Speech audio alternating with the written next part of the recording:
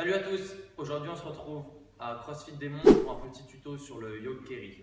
Donc on va voir plusieurs parties sur cette vidéo. En numéro 1, la mise en place du yoke, la hauteur, comment se placer sous le yoke. En numéro 2, la respiration. En 3, le carry, donc l'action de marcher avec le yoke sur le dos. Et en numéro 4, les bénéfices qu'on peut tirer d'un tel exercice. Pour commencer avec le setup, première chose qui va être primordiale, ça va être la hauteur de la barre. Vous ne voulez pas mettre la barre trop haute, sinon le yoke ne va pas avoir assez de distance entre le sol et le bas du yoke et vous risquez de buter le sol et ça va vous empêcher de marcher correctement.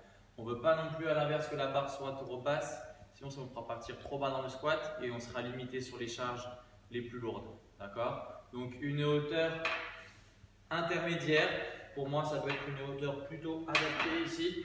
Donc quand je vais venir le décoller, on voit qu'ici il y a 20 bons centimètres, ce qui me permet que même si mon yoke commence un petit peu à bouger comme ça, on veut l'éviter mais c'est possible que ça arrive, il ne va pas buter dans le sol. Si jamais je le monte trop haut, ici il se décolle mais là il va buter, il va empêcher ma progression. Une hauteur pour avoir à peu près 20-25 cm maximum au niveau du sol et le bas du yoke. Ensuite, en numéro 2, ça va être de bien se centrer sur le yoke. Okay? Beaucoup de personnes se placent toujours décalées par rapport à la barre ou par rapport à des objets à soulever. J'ai marqué le centre du yoke ici pour bien avoir le repère. Donc, essayez d'être bien centré sur le yoke. On va déplacer des charges plus lourdes que ce qu'on va faire sur le back squat. Donc, si à chaque fois vous le déplacez avec la charge décalée d'un côté, vous risquez de créer des petits problèmes, d'accord? La charge va être mal répartie sur votre structure, ce ne sera pas terrible. Donc assurez-vous d'être bien centré, n'hésitez pas à avoir un partenaire qui vous corrige si jamais vous n'êtes pas centré au niveau du yoke. En numéro 2, ça va être la position des mains. Ça va être super important de créer de la tension sur le haut du corps. On va avoir différentes stratégies. Les personnes qui vont être plus imposantes avec une grosse envergure peuvent venir attraper le yoke ici par les montants. D'accord? C'est une des possibilités. Pour les plus petites personnes, ça va être mieux de venir se saisir du montant ici, de la barre horizontale, pour venir mettre ses mains à ce niveau-là. Dans tous les cas, il ne faut surtout pas être passif au niveau du haut du corps. Ça va être super important de créer un maximum de tension. Au niveau du dos, on fait attention de ne pas placer la barre trop haute, surtout pas sur les vertèbres. Okay, donc je vais me mettre de dos. Je vous montre une position qu'il ne faut surtout pas reproduire. Des personnes qui vont mettre très haut ici sur la nuque. Okay, je ne vais même pas le soulever. Surtout pas. Je descends, je vais sur les trapèzes.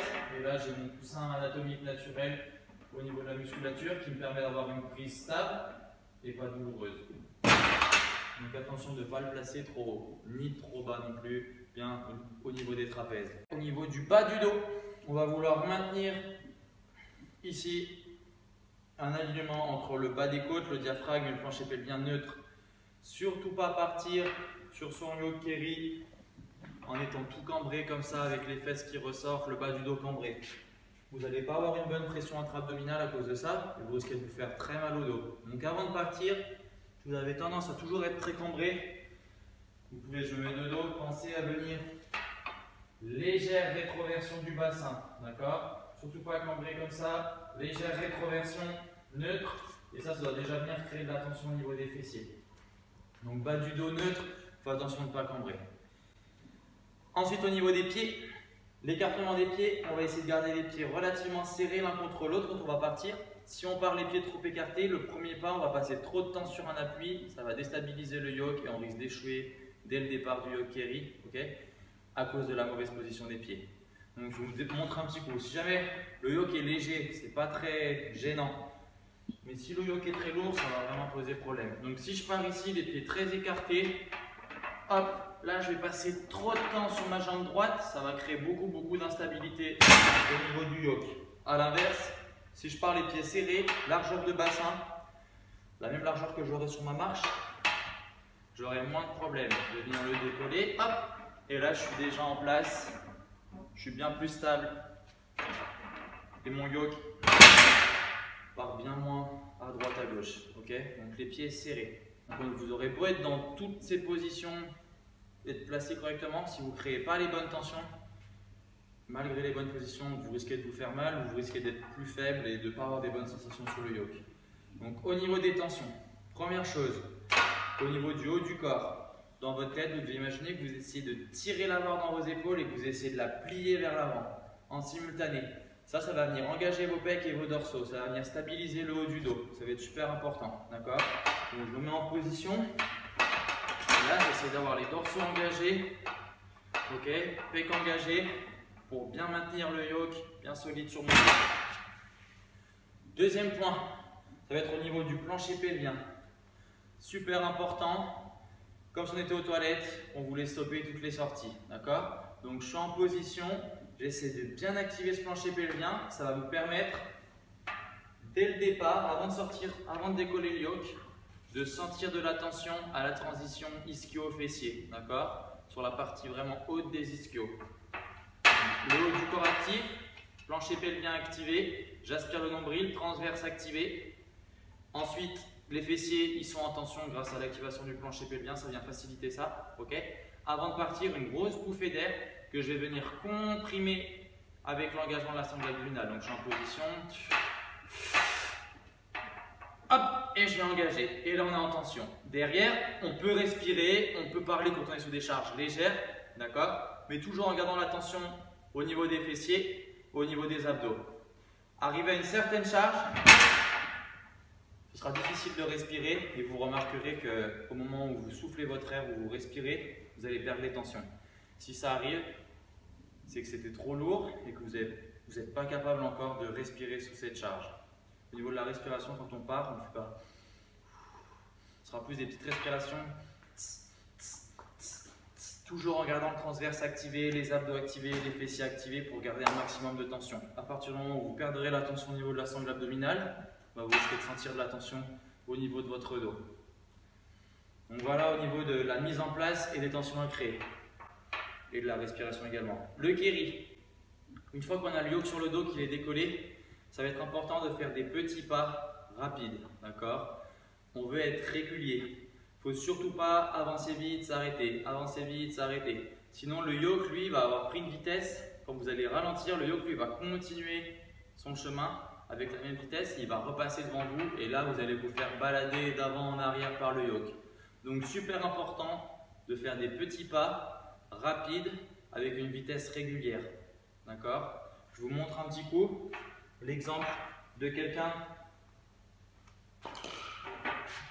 qui serait moins stable par exemple sur un appui et qui du coup s'arrêterait un petit peu sur une jambe. Donc si on est en position ici, on part, on s'arrête, le yoke va continuer, il va bouger. Et ça ne va pas aller, d'accord? Ce qu'on va vouloir à l'inverse, c'est être en position ici. Prends bien mon air avant de partir, même, hop, et des petits pas. Tac, tac, tac, tac, tac, tac, tac, très rapide. On remonte un petit peu. Je me mets en place. Fessiers activés, dorsaux activés, transverse, prends une bouffée d'air. Hop.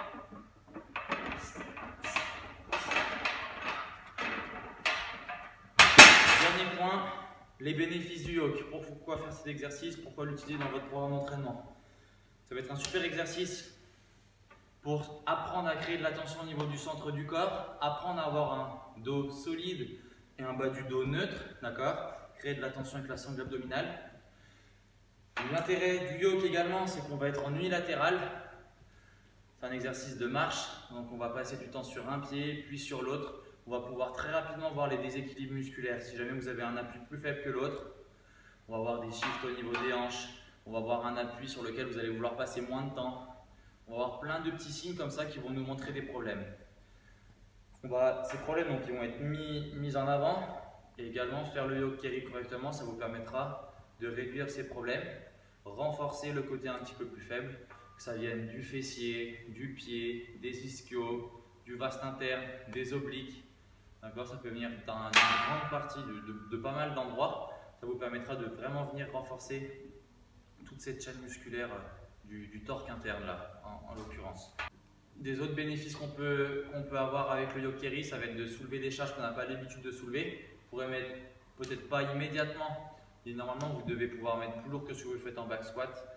Un signe d'un manque de structure, c'est si vous n'arrivez pas à faire plus que votre back squat en yoke carry sur 20 mètres, c'est qu'il y a un problème, d'accord? C'est que la charge que vous sortez sur le squat, votre structure, elle est pas, vous n'avez pas une marge très importante et du coup, c'est signe qu'il faut passer du temps sur le yoke carry pour rendre votre squat plus efficient et également moins dangereux pour votre santé, pour votre dos, etc.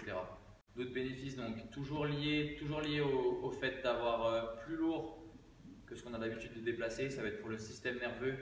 Ça va vous permettre vraiment d'activer le système nerveux et de gagner en force grâce à ça. Il faut faire attention de ne pas trop taxer le système nerveux trop régulièrement avec du yoke carry lourd, puisque niveau récupération, ça va être difficile de bien récupérer si jamais vous entraînez trop fréquemment avec du yoke carry toujours très lourd. Donc n'hésitez pas à varier les charges, les intensités et espacer vos entraînements avec le yoke de manière à bien récupérer et à continuer à faire des progrès sur le yoke carry. J'espère que cette vidéo vous a plu, vous avez appris des choses. Si vous avez un yoke entre les mains, n'hésitez pas à l'utiliser, okay, pour retirer beaucoup de choses de l'utilisation de cet outil. À bientôt.